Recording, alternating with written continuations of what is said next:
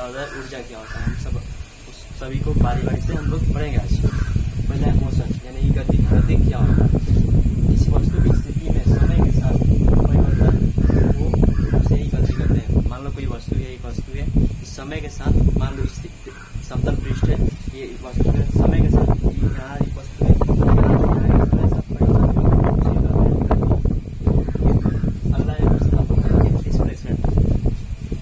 निश्चित दिशा में तय की दूरी को ही विस्थापन कहते हैं। मतलब कि जो कोई वस्तु है उसका दिशा जो होता है निश्चित होता है, जबकि मोशन में कोई दिशा उसका निश्चित नहीं होता है। यही अंतर होता है विस्थापन और गति में। निश्चित दिशा में तय की दूरी को ही विस्थापन करते हैं। माने इसका मान लो ये दिशा है, ठीक से कि माने इस साइड में ये दिशा में जाएगा, ये वस्तु है ठीक से कि इसी दिशा में ये जाएगा, उसी को बोलते हैं विस्थापन। अगला है चाल। इकाई समय में किसी वस्तु द्वारा तय की दूरी को ही चाल करते हैं। इकाई समय में किसी वस्तु द्वारा, मान लो एक वस्तु है, इकाई समय में तय की दूरी को ही चाल करते हैं। चाल वाला दूरी बटा समय।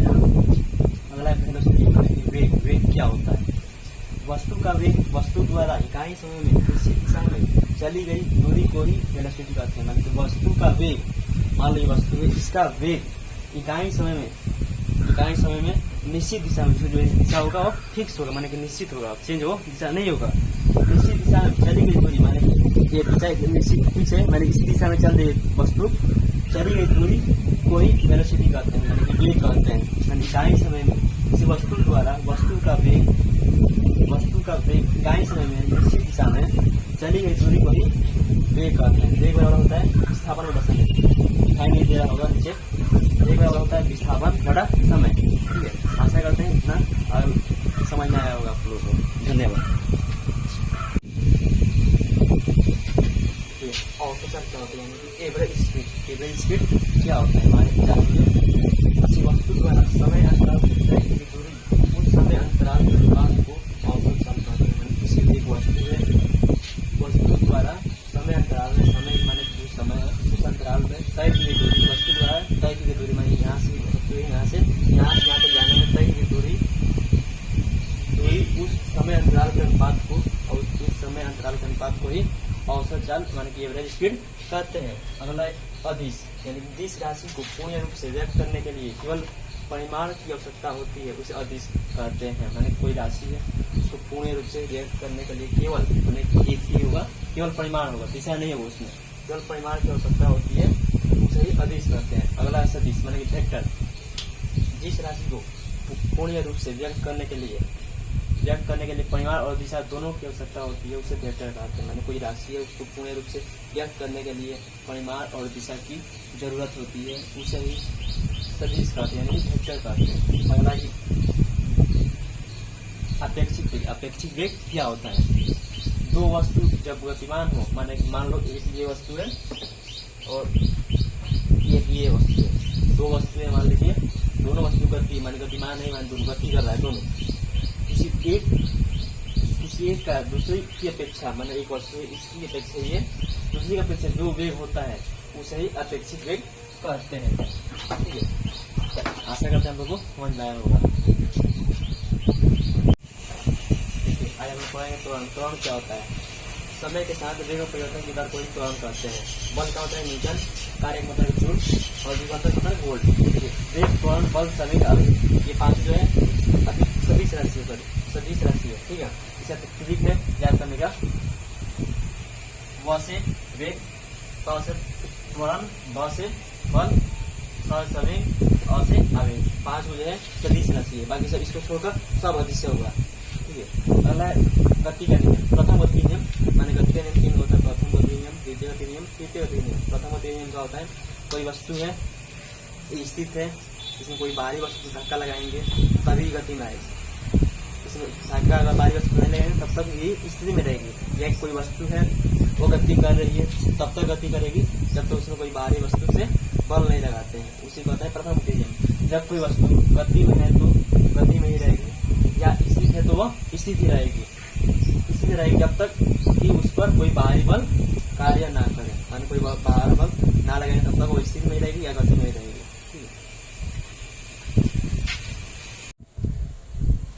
आज हम लोग पढ़ेंगे न्यूटन का तृतीय गति का नियम, माने कि तीसरे गति का नियम क्या होता है। देखिए, क्रिया की विपरीत प्रतिक्रिया को ही तृतीय गति का नियम कहते हैं। मान लीजिए एक बॉल है छोटा सा, इसको जितने मान लीजिए बॉल है, ठीक है, तो जितने कस के बॉल को बोर्ड मारेंगे उतना ही, जितने तेजी से जाएगा उतने तेजी से वो वापस आएगा। देखिए लग गया, ये होगा माने क्रिया के विपरीत प्रतिक्रिया को ही तृतीय गति का नियम कहते हैं। माने जितने मान लो एक बॉल है, जैसे दीवार में मारे बॉल को, जितने तेजी चला के मारेंगे उसको उतना ही तेजी से वो रिटर्न आएगा, उसी कहते हैं न्यूटन का तृतीय गति का नियम। किसी वस्तु पर आरोपित बल और बल के कार्य करने के समय के गुणनफल को ही उस बल का आवेग कहते हैं। कि कोई वस्तु है, उस पर आरोपित कोई बल है, बल के कार्य करने के समय के गुणनफल को ही बल का आवेग कहते हैं। जब कोई वस्तु पर बल लगाकर उसे प्रभावित करती है, मान लीजिए एक वस्तु है, ठीक, एक मान लीजिए वस्तु है, ठीक है, जब कोई वस्तु दूसरे वस्तु पर बल लगाकर, ये वस्तु है दूसरे वस्तु है, इसे बल लगाकर इसको प्रभावित करेगी, मान लीजिए सीधा इस बल लगाएंगे तो टेढ़ा होगा, थोड़ा सा होगा ना जी, तो उसे प्रभावित करेगी, तो यह कहा जाता है कि पहली वस्तु दूसरी वस्तु के बीच अन्योन्य क्रिया माने इंटरेक्शन हुई। अन्योन्य क्रिया के लिए आवश्यक नहीं है कि वस्तु संपर्क में हो, माने ये आवश्यक नहीं होता कि जो इंटरेक्शन होता है वो दो वस्तु के बीच ही होना चाहिए, कोई जरूरी नहीं होता। अगला संवेग संरक्षण नियम, वस्तु इस समूह का कुल संवेग हमेशा समान रहता है। माने कि वस्तु के किसी समूह, माने कोई वस्तु है, बहुत सारा वस्तु, उसका एक समूह है, समूह का कुल संवेग हमेशा समान रहता है, उन पर कोई बाहरी बल कार्य ना करे। उसका संवेग का जो बल होता है ना समान रहता है, जब तक उसको कोई बाहरी बल नहीं कार्य करता, उसी को बोलते हैं संवेग संरक्षण का नियम।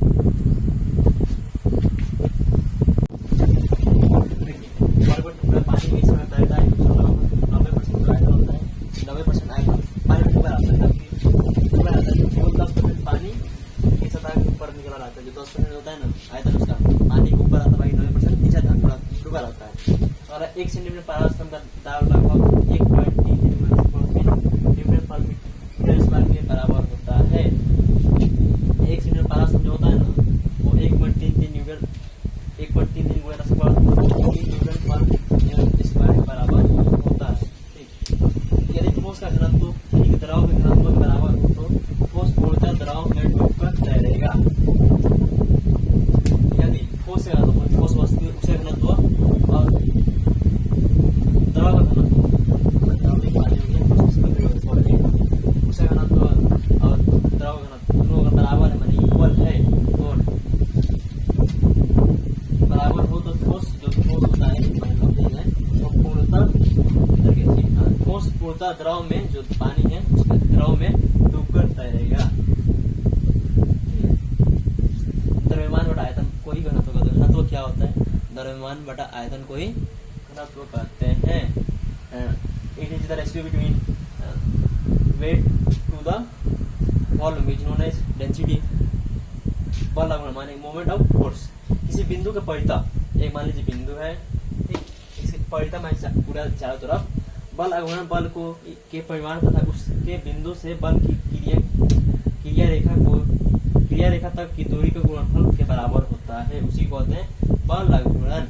किसी बिंदु का परिता माने बिंदु है उसकी परिता, बल आगमन बल के परिमाण तथा उस बिंदु से बल क्रिया रेखा तक की दूरी के गुणनफल को ही के बराबर होता है, उसे ही बल आगमन कहते हैं।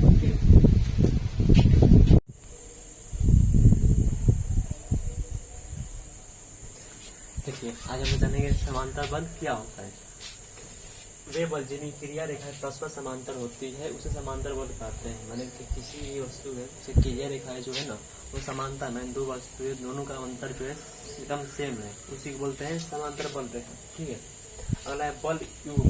दो बराबर तथा विपरीत समांतर बलों के जोड़ जिनकी क्रिया रेखाएं एक सीधी में नहीं है उसे बल युग्म कहते हैं। माने दो बराबर तथा विपरीत समांतर बल, दो बल है समान है तथा विपरीत है, माने अलग अलग है। बलों के जोड़े जिनकी क्रिया रेखा एक सीधी में नहीं है, माने एक सीधा में वो नहीं है, इधर जा रहा है तो इधर जा रहा है, तो ये बल युग्म कहते हैं। ग्रेविटेशनल फोर्स, जिस बल का अपनी ओर आकर्षित करती है उसे बोलते हैं गुरुत्वाकर्षण बल। दो वस्तुएं आकर्षित करती है उसे बोलते दर्शाते हैं जी, दर्शाते हैं इसको। पृथ्वी पर ध्रुवा पोल पर ध्रुवीय त्वरण जी का मान महत्तम और विषुवत रेखा पर न्यूनतम होता है। पृथ्वी पर ध्रुवा जो ध्रुवीय त्वरण जी का जो मान होता है महत्तम में ज्यादा होता है, और विषुवत रेखा जो होता है ना उस पर जो मान होता है जी का वो कम होता है। पृथ्वी की सतह से नीचे गहराई में अपेक्षा पृथ्वी की सतह से ऊपर जाने पर जी तेजी से घटता है। पृथ्वी की सतह जो है उसके नीचे जाने में की अपेक्षा पृथ्वी की सतह से ऊपर जाने पर अब जी का तेजी से मान घटता है। ठीक है,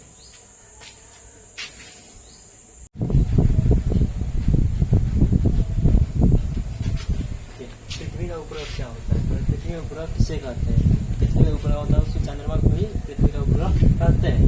जो चारों ओर घूमता है, जो पृथ्वी के चारों ओर घूमता है उसे बोलते हैं चंद्रमा। पृथ्वी की सतह से पलायन वेग का मान होता है, उसका मान 11.2 किलोमीटर पर सेकंड होता है, जबकि चंद्रमा पर पलायन वेग का मान 2.37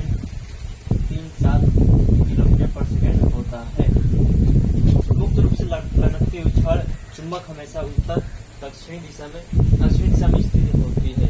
वो चुंबक है उसको स्पंद रूप से लटकाए ना, मान लीजिए स्पंद रूप से लटकाते हैं तो लटकेंगे आप तो उत्तर दक्षिण दिशा, उसका जो दिशा उत्तर दक्षिण में लटकती है। चुंबक जो सीधा उत्तर दक्षिण होता है उसे उत्तरी ध्रुव कहते हैं। चुंबक जो सीधा होता है उत्तर से दक्षिण होता है उसका उत्तरी ध्रुव कहते हैं, और जो सीधा दक्षिण में होता है उसे दक्षिणी ध्रुव कहते हैं। एक दोलन पूरा करने में लगा समय को ही लोलक आवर्त काल या दोलन काल कहते हैं, या टाइम पीरियड और पीरियोडिक टाइम कहते हैं। यह स्वतंत्र होता है, माने एक जो गोला होता है उसको एक चक्कर पूरा करने में जो समय लगता है उसी को बोलते हैं दोलन काल या पीरियोडिक टाइम। किसी वस्तु पर बल लगाकर उसे विस्थापित करना ही कार्य कहलाता है। कोई भी कार्य जिसे कहते हैं, किसी वस्तु में मान लीजिए वस्तु भारी बल लगाकर उसे विस्थापित कर रहे हैं उसे बोलते हैं कार्य। कार्य करने की क्षमता कोई ऊर्जा कहते हैं, ऐसे मतलब जूल होता है, ऐसे जूल होता है। ठीक है, आज हम पढ़ेंगे गतिज। गतिज क्या होता है? कोई वस्तु है, वस्तु की गति के कारण कार्य करने की जो क्षमता होती है उसी को कहते हैं गतिज ऊर्जा। स्थिति ऊर्जा क्या होता है? किसी वस्तु को उसकी स्थिति में परिवर्तन के कारण कार्य करने की जो क्षमता होती है उसे स्थिति ऊर्जा कहते हैं। कोई वस्तु है स्थित है, स्थित है, इसको गति लाने के लिए जो क्षमता लगती है, कार्य करने में जो क्षमता लगती है उसी को बोलते हैं स्थित ऊर्जा। एक इलेक्ट्रॉन वोल्ट बराबर 1.6 जूल होता है। कार्य करने की दर को शक्ति कहते हैं, कार्य करने की दर को ही शक्ति कहते हैं। शक्ति का ऐसे मतलब वाट होता है, 1 किलोवाट बराबर 1000 वाट होता है। 1 हॉर्स पावर बराबर 746 किलोवाट होता है। लिख देना हॉर्स पावर।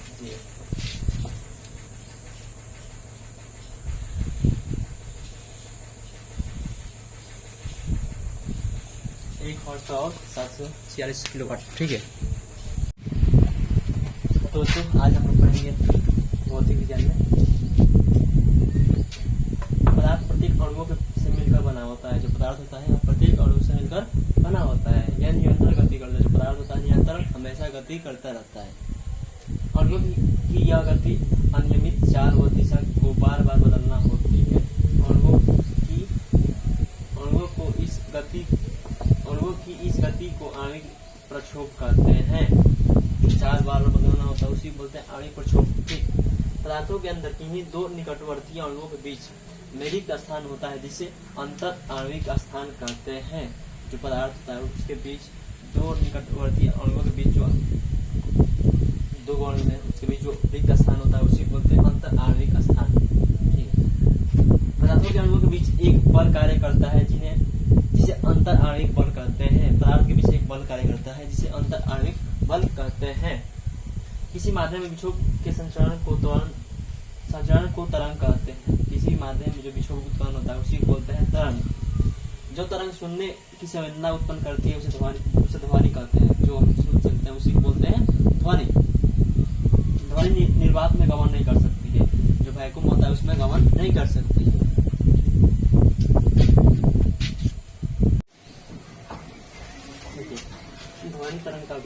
शून्य अधिकतम होता है। जो ध्वनि तरंग होता है उसका वेग होता है जो ठोस में अधिक होता है, द्रव में कम होता है, हवा में सबसे कम होता है। ठीक है, हवा में उत्पन्न हुई तरंग अनुदैर्घ्य होती है, जो हवा में उत्पन्न हुई तरंग अनुदैर्घ्य होती है।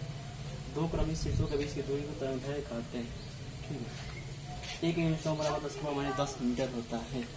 किसी परावर्तक सतह अथवा दो माध्यमों के अंतःपृष्ठ से ध्वनि के टकराकर वापस लौटने की घटना को ही ध्वनि का परावर्तन कहते हैं।